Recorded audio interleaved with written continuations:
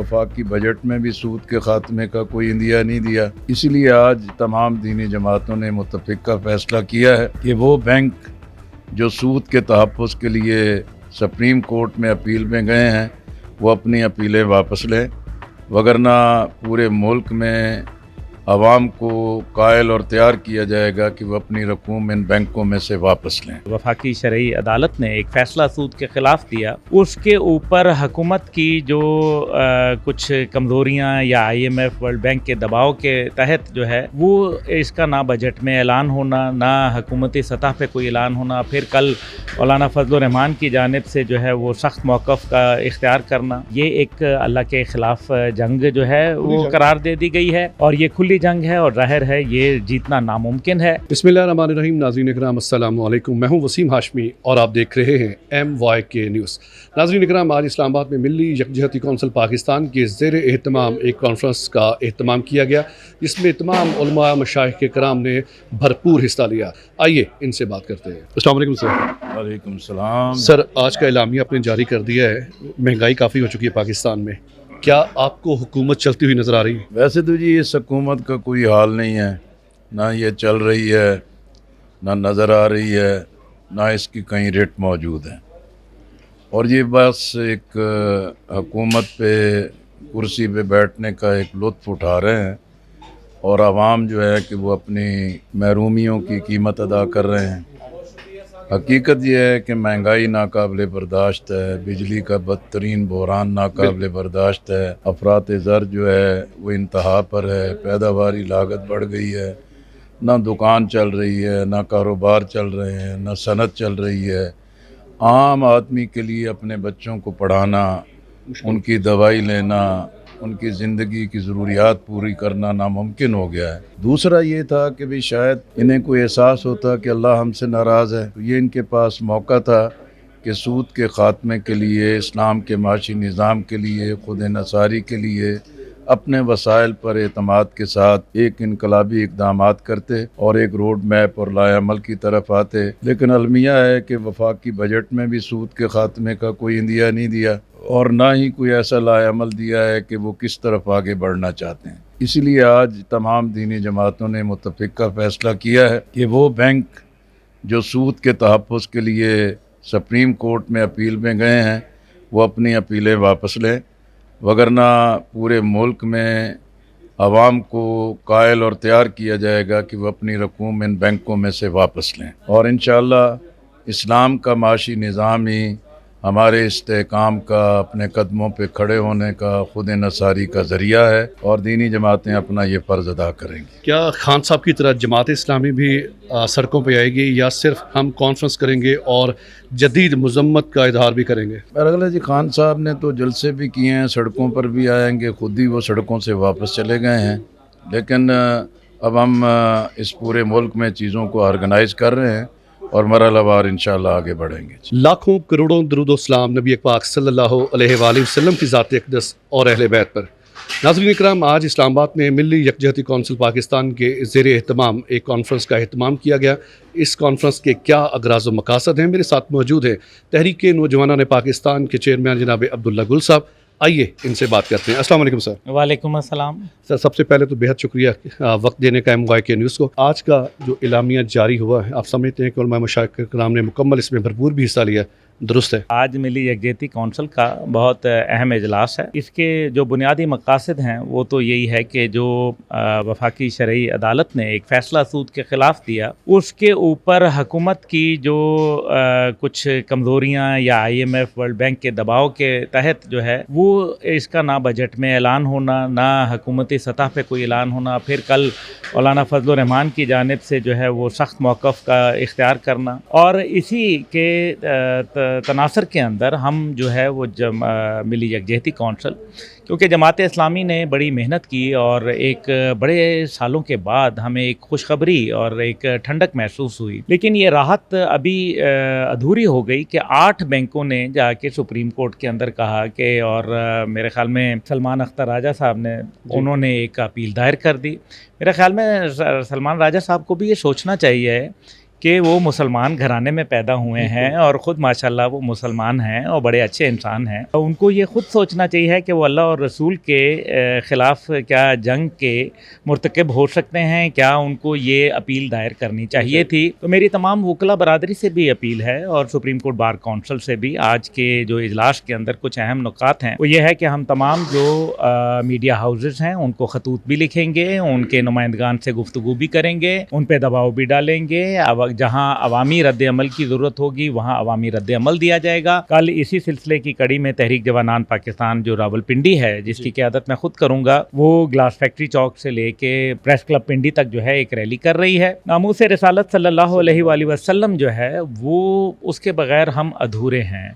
और मेरा ख़्याल है कि हम जो पाकिस्तान की मईशत जिस तरह से हचकोले ले रही है उसकी बुनियादी वजह यह है कि हमने सूद को गले लगाया, जबकि ये एक अल्लाह के ख़िलाफ़ जंग जो है वो करार दे दी गई है और ये खुली जंग है और ज़ाहिर है ये जीतना नामुमकिन है। तो बेहतर यह है कि हम IMF वर्ल्ड बैंक के चुंगल से निकल के अपने निज़ाम को अपनाएं और इंशाअल्लाह ताला उसमें राहत भी है, उसके अंदर फ़ायदा भी है और उसके अंदर अल्लाह की तरफ से बहुत सारे इनामात हमारा इंतज़ार कर रहे हैं। बोला कि हम तमाम मीडिया हाउसेस को ख़त भी लिखेंगे, उनको अप्रोच भी करेंगे।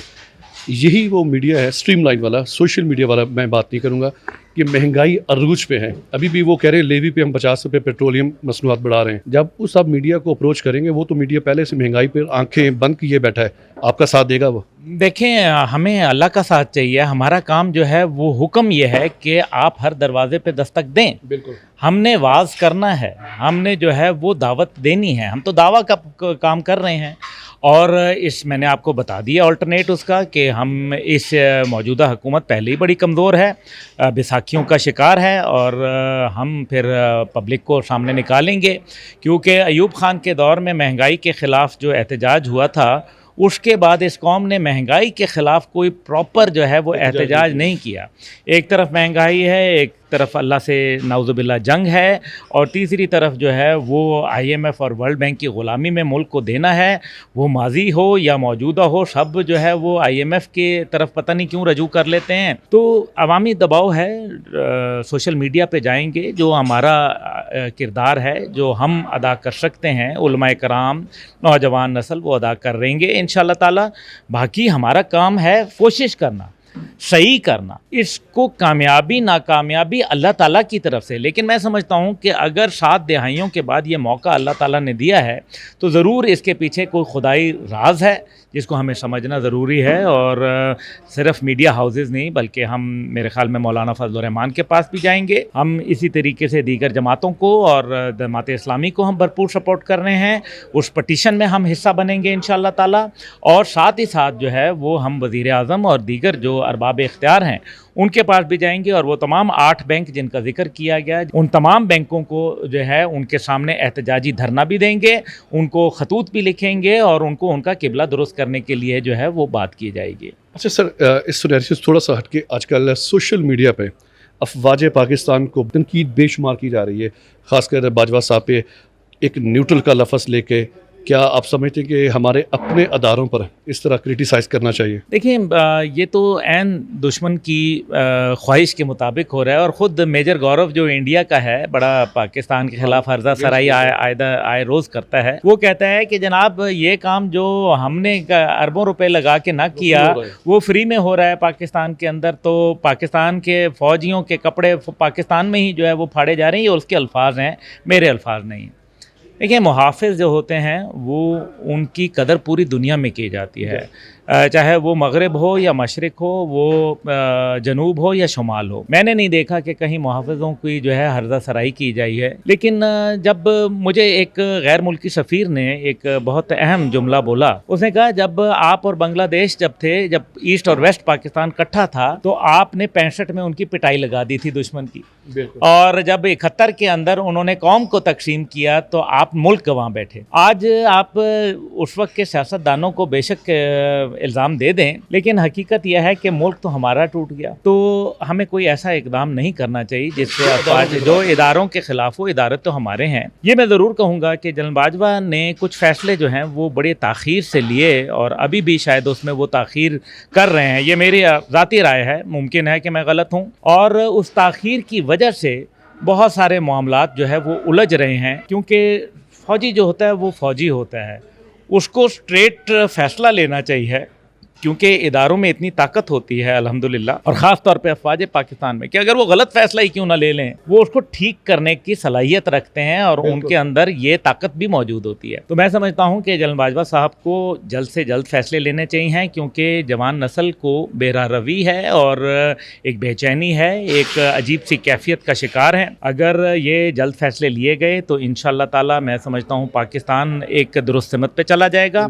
और मुझे ये यकीन है कि हम ये जो कुछ भी हो रहा है, असल में ये निज़ाम की तब्दीली की तरफ मामलात जा रहे हैं। अब ये निज़ाम और पाकिस्तान इकट्ठे चल नहीं सकता, इस निज़ाम को अब जाना होगा। और जब तक आप एक बरतर अदलिया का निज़ाम नहीं लाएंगे, लोग आजकल सदारती निज़ाम की बात कर रहे हैं, दीगर निज़ामों की बात कर रहे हैं, मसला जमहूरियत में या मसला आमरीत में या किसी सदारती निज़ाम में नहीं है, बल्कि अदालती निज़ाम में। अगर आप अदालत का क्विक निज़ाम ले आएँ और फौरी फिलफूर इंसाफ लोगों को मैसर आ जाए, तो मैं समझता हूँ कि सब मामला ठीक हो जाएंगे। तो आपको ये निज़ाम जो है, इसमें इमरान खान साहब आए, टकरे मार के देख ली क्या हासिल किया, जो दीगर लोग आए वो भी बड़े अच्छे अच्छे लोग थे, ऐसी बात नहीं है कि सारे सियासतदान कोई करप्ट और बुरे हैं, बड़े बड़े अच्छे सियासतदान भी मौजूद हैं, बड़े बड़े बुरे जर्नैल भी गुजरे हैं, इसमें भी कोई शक नहीं है। लेकिन मसला ये है कि और ऐसे कई जज साहिबान गुजरे हैं जिनके मुतल्लिक बहुत जो है वो मुतनाज़ा रहे, लेकिन कॉर्नेलियस जैसे जज भी गुजरे जिनको लोगों ने बड़ी इज्जत से जो है वो देखा। तो मसला ये है कि इस अदालती निज़ाम को जब तक आप तब्दील नहीं करेंगे, आप पाकिस्तान में फलाह जो है वो नहीं रास्ता। मैं आखिरी सवाल पूछूंगा आपसे, अभी बांग्लादेश का जिक्र किया आपने, बांग्लादेश के आज के जो असासे हैं वो 45 अरब डॉलर से ज़्यादा हैं, पाकिस्तान के 10 से 11 अरब डॉलर के असासे हैं।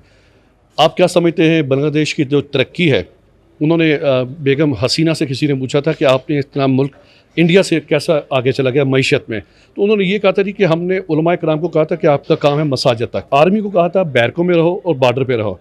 आप समझते हैं कि उन्होंने ये दुरुस्त कहा था, क्या पाकिस्तान को भी ऐसी पॉलिसी इख्तियार करनी चाहिए? कहने से अगर अमल होता है तो ज़रूर कर लेनी चाहिए, लेकिन वो कहते हैं कि वो देखिए ना, बात यह है कि हज़ारों ख्वाहिशें ऐसी कि हर ख्वाहिश पर दम निकले, लेकिन बात ये नहीं है। बात यह है कि हर इदारे को अपना किरदार अदा करना चाहिए। आज ही जैसे ये मिली यकजहती कौंसिल का इजलास है, अगर सुप्रीम कोर्ट ये किरदार अदा कर रहा होता तो फिर उलमा को यहाँ खड़े उनके बात करने की ज़रूरत क्या थी? ठीक है ना जी। लेकिन जब अवामी नुमाइंदगी नहीं होती, अब रजब तैयब एर्दोगान को अगर आप देखें तो रजब तैयब एर्दोगान इससे पहले कि अवाम में रद्द अमल आए, वो 2-4 गालियाँ उठा के और दे देते हैं, लोगों को मुल्क बदर कर देते हैं और लोगों के गुस्से को ठंडा कर देते हैं।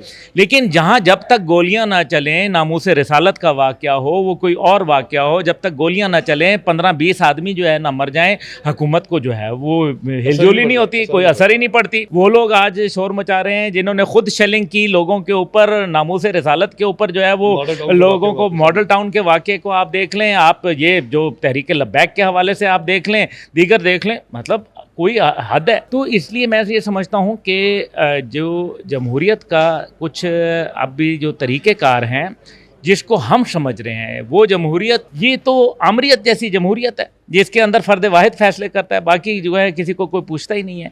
तो वक्त है कि मेरे ख्याल है कि हमें अब तब्दीली निज़ाम की तरफ जाना पड़ेगा। बहुत शुक्रिया सर आपका। कैमरामैन ज़हीर अब्बास काज़मी के साथ वसीम हाशमी, इस्लामाबाद।